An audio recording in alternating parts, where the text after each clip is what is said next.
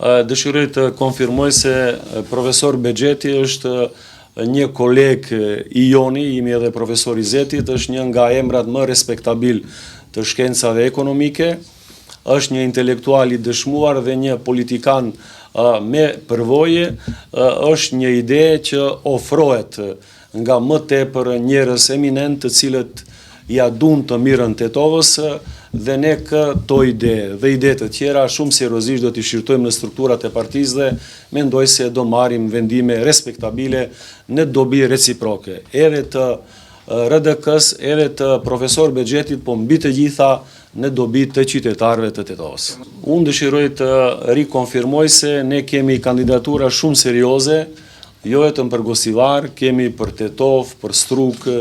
do të kemi për Çajir dhe për disa komuna tjera rurale ku ne tashmë kemi struktura të etabluara të partisë tonë dhe jam i bindur se këtë radhë prognoza ime do të realizohet me siguri dhe nuk do të ndodhë ajo që ndodhi vitin e kaluar me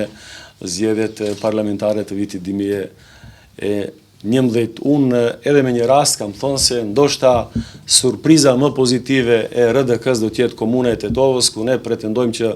t'jemi parti që do të kalon në rrethin e ditë, dhe nëse kalon në rrethin e ditë, me siguri do jemi parti fituese.